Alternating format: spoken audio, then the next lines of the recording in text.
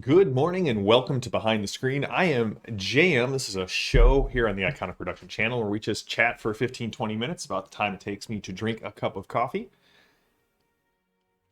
We talk about games, we talk about fantasy, we talk about board games, role-playing games, adventure design, campaign design, world design, and just sort of break things down from a designer's point of view. John Doom, good to see you this morning.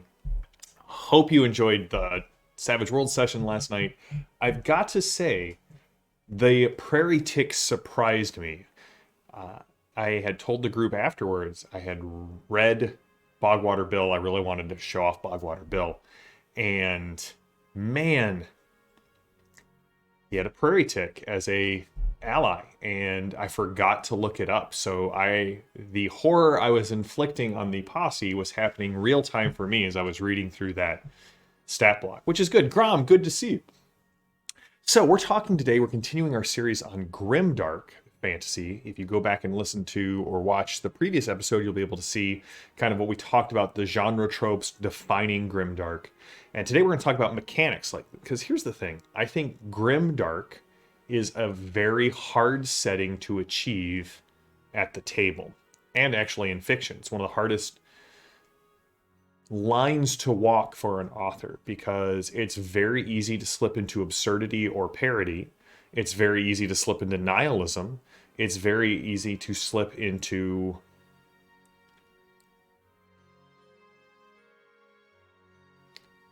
sort of a weird self-indulgent voice of our worst tendencies. And so, again, like with horror, which I don't know if you guys would be interested in. I'm thinking after sci-fi, maybe breaking down the horror genre in the same way. We could talk about cosmic horror, personal horror, body horror, that sort of thing. Padre, good to see you. So, we're going to talk about what kind of mechanics makes a good Grimdark game.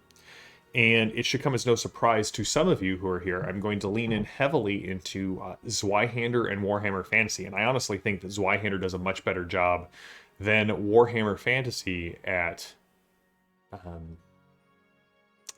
capturing the grim darkness of the genre.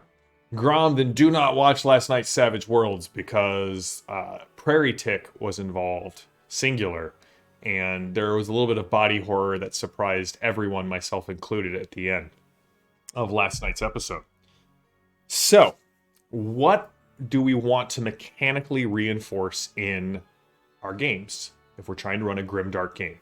I do think anytime you stray into horror, Grimdark, not so much horror, but again, kind of that mirror that we were talking about last Thursday, you want to make sure your group's on board with it, because Grimdark is not a genre for everyone, just like horror isn't a genre for everyone. And so we want to make sure that everyone at the table kind of knows what we mean, kind of knows what we're looking at.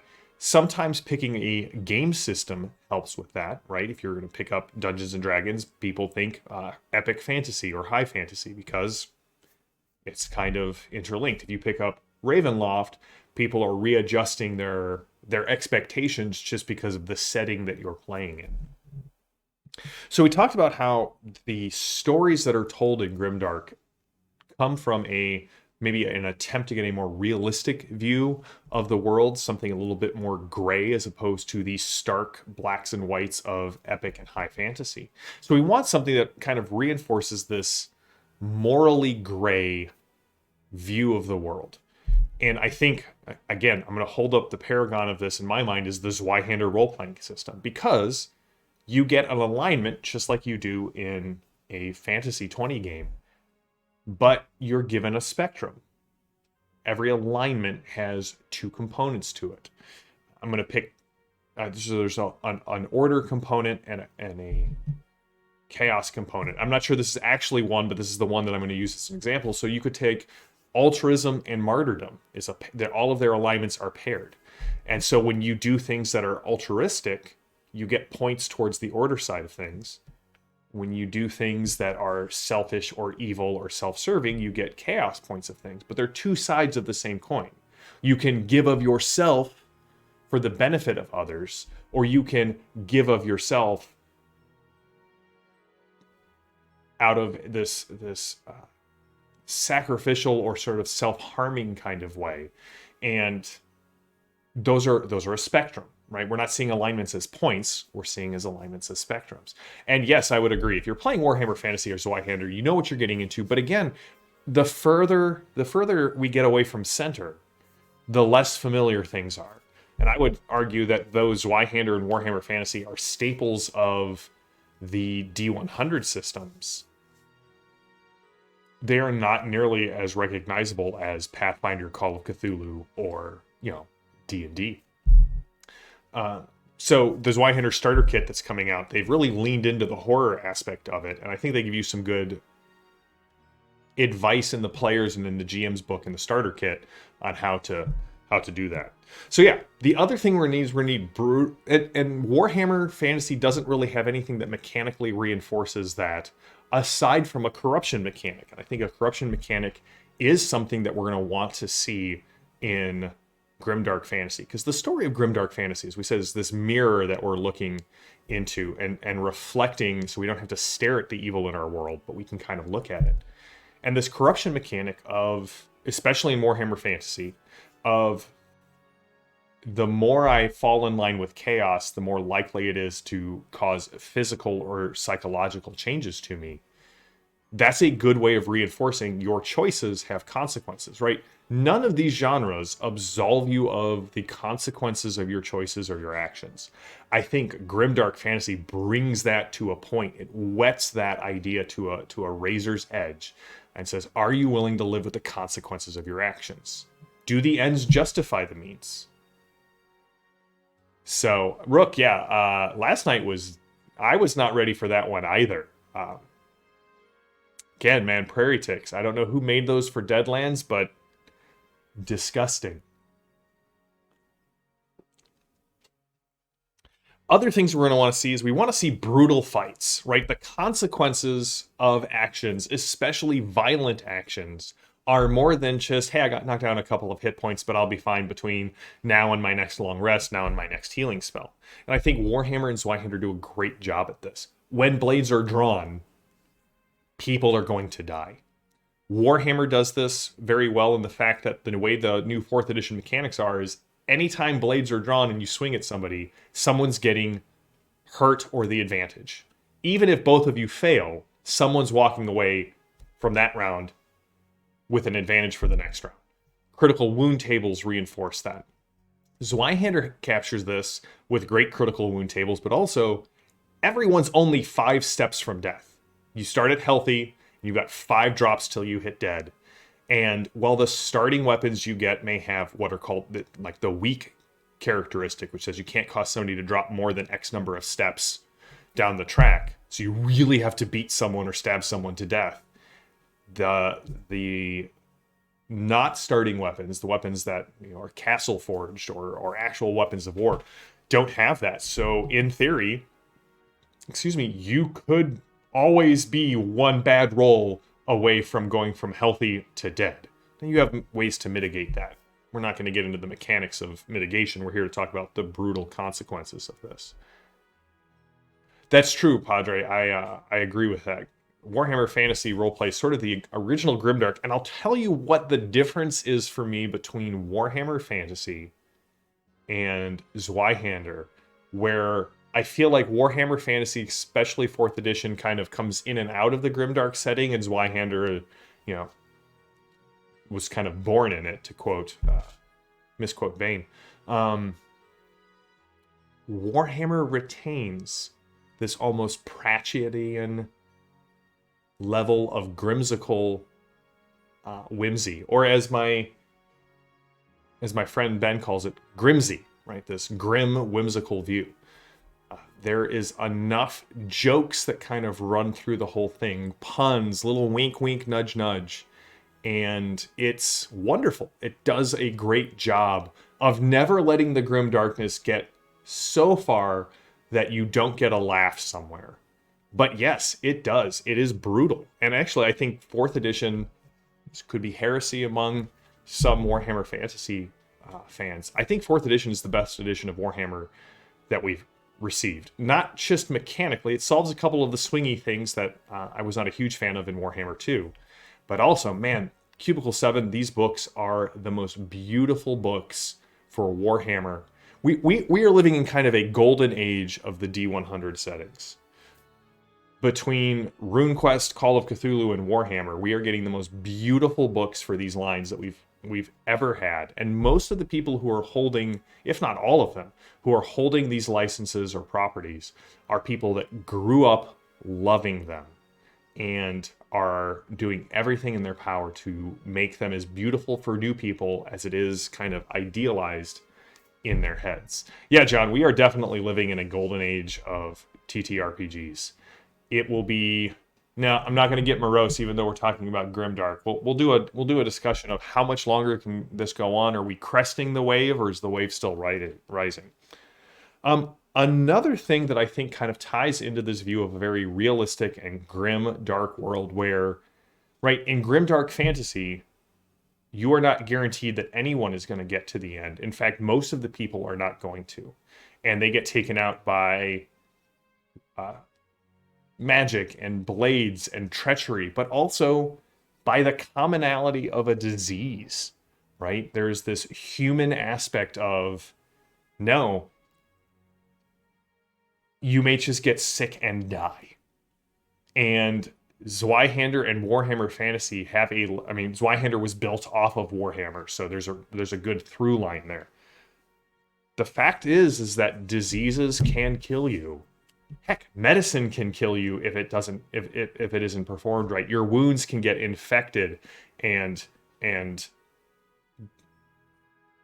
you can die from gangrene if you go into the sewers in Warhammer. And Warhammer has a spectacular range of great diseases, and again, there's some Grimsy in there as well.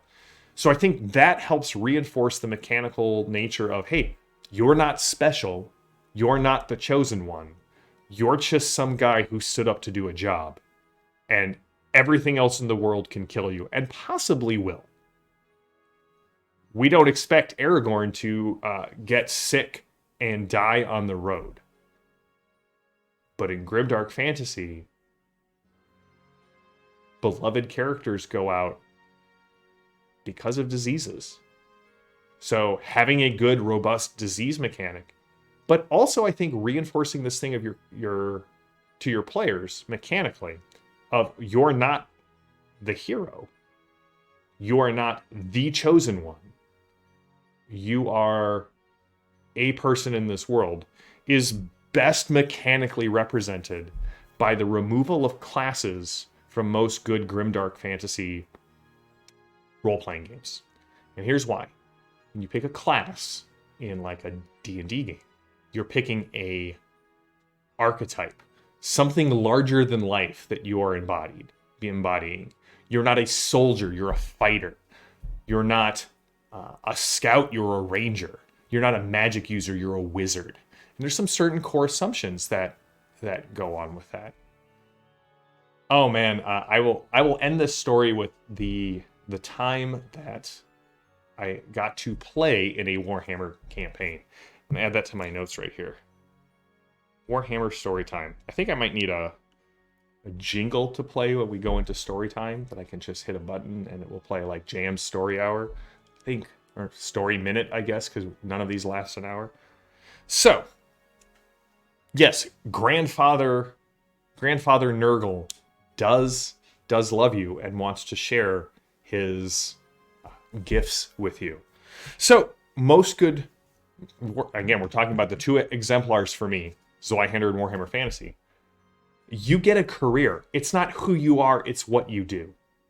And yeah, maybe you can struggle between careers and kind of climb up society. But there's also this stratification of society that says, hey, you are most likely going to be a commoner in this place. You're most likely going to be a rat catcher and have a small but vicious dog as one of your starting pieces of equipment. And so what that shows us is that these are just, the careers reinforce the fact that you're part of the world. You're not above the world. You're not chosen. You are, the gong farmer who decided enough is enough and we're not going to let these rat folk come up and take our stuff anymore. So I think mechanically, those are the things we really want to see in a Grimdark game. Now I have this list, and I'm actually looking through the Savage World rules to see what kind of setting mechanics could I put in play to give Savage Worlds kind of a Grimdark feeling. I think I could do it. I think I don't need horror, but I need a couple of key mechanics. So if anybody's got some Savage Worlds recommendations on where I should be looking for some setting rules that might kind of reinforce this, I would greatly appreciate that. Ooh, Slaanesh is its own weird beast rook. And what's interesting about Chaos, especially they released a old document that was sort of an in-house document kind of talking about the guide for the metaphysics of the Warhammer and Warhammer 40k universe. Right? Chaos is bad, but it's also more Cockian in the fact that everyone...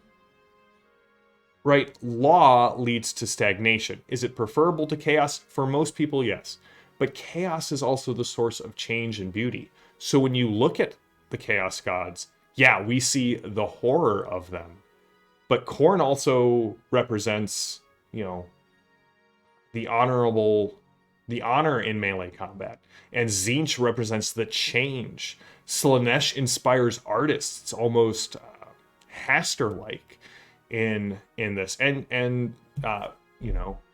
grandfather Nurgle just breaks things down so that new things can come forth. Now granted, they are the bad guys of the Warhammer universe, so that those sides are very rarely seen, and most often are used as the temptation to draw people into the cults devoted to the chaos gods.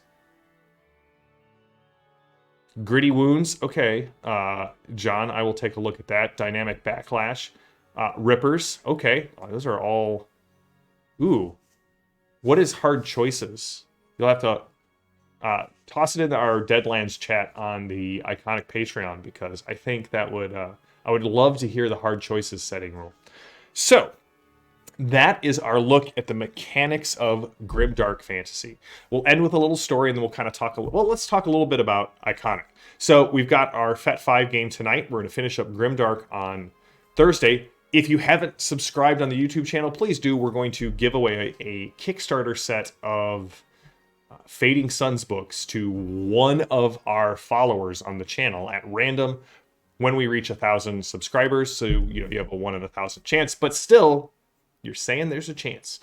And yeah, we're going to be wrapping up our Fading Suns. We're going to be wrapping up our Deadlands game next Monday. It's been a lot of fun. I always enjoy playing with Rook. It's great to have actually been able to play with him for a length of time. He ran me through one of his games, which was just a lot of fun. So it's good to get more hangout time with Rook. We're going to, I get to hang out with Bob and Lily and JD. We are going to be doing a Savage Rifts one-shot near the end of September. We're going to get some of the people from the Deadlands chat in there to join us for that as well. So, my Warhammer story. We were playing Warhammer 3rd Edition, and I realized there's a lot of people in the Warhammer space where this doesn't feel like Warhammer. I would agree with that. I'm more of a fan of 2nd and 4th edition. Warhammer 3rd edition we bought into because the board game like components of it were really flashy and cool. Jay Little did a great job with the rules. I do think it works better as Star Wars, and I know it's supposed to be Genesis, but I always look at it and say Genesis in my head. So we're playing through, and it was myself and my wife, our friend Christopher and Brad, and Luke and Liz, and Luke was running the game. Very early on, my wife's character got a Nurgle tattoo. As we're watching, we were trying to stop one of the Everchosen from reclaiming this sword and rising up as this chaos warlord to come down into the Empire. And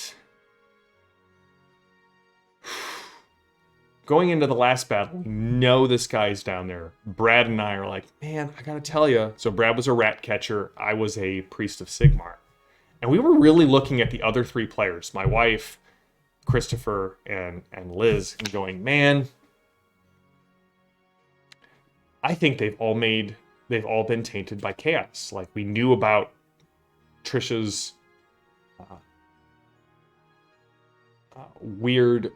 Trisha's character's weird Nurgle rash tattoo. And there were some Zinchian things around Liz's mage, and Christopher's character was definitely very growing more bloodthirsty in battle. And so Brad and I drive into the game. We came up with this plan. We're like, all right, we're gonna go first on the first turn because they had initiative slots. That's actually where I got the idea for Jackals. Like, we're gonna try and go as far as we can first on the first round when we fight this Chaos Lord. Then we're gonna back up and let the rest of the group take the hits. And then if they display any chaos powers, we were just going to obliterate them. Because he went Ratcatcher to Witch Hunter, and I went Priest of Sigmar to Flagellant. So we were both pretty anti-chaos. So the first round of combat happens. We get 2 of our slots going before the monsters do them. We're like, sweet. We ran in, we did our stuff. And then Chris and Liz and Trisha unloaded all of their magic and melee attacks directly into our back, ignoring the Chaos Lord in front of us. Hey, thanks, John. I appreciate that. Huzzah. Oh boy, indeed, Grom. I'm trying to put a Oh Boy reunion episode together. We'll see if that comes together. It might be a little bit Elseworldsy. That's all I'm going to say at this point.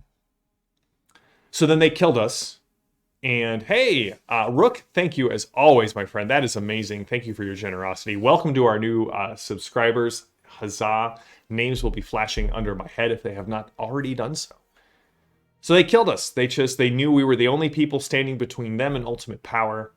And then the 3 of them obliterated the Chaos Lord. And 2 of them ascended to demonhood, I think. And Trisha went away to live in Grandfather Nurgle's strange disease realm, which I felt was a great Grimdark ending, and mad props to Luke for pulling that off. Brad did not enjoy it nearly as much. It has spent the last decade waiting for perfect attempts in other games to turn to that player and say, this is for my small but vicious dog. And so far, I think he actually completed his revenge on all 3 players. It was a very long, slow play, and that was wonderful. Oh man, Gregor was one of the most fun NPCs to play.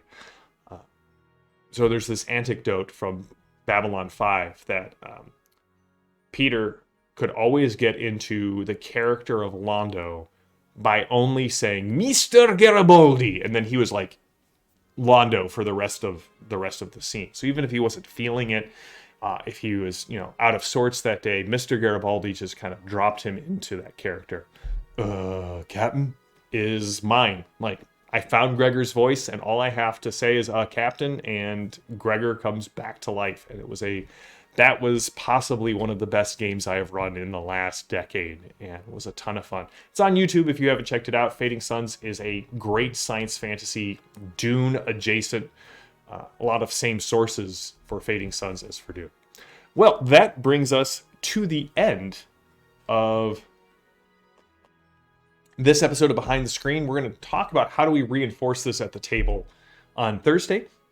So to Rook and John and Grom and Padre, thank you all for being here. Padre, I'd love to hear your comments on Fading Suns. The audio gets better as it goes on. I promise. It seems to be a reoccurring theme with streamers that the easiest thing to set up is the cameras, and the audio kind of gets refined as we move along.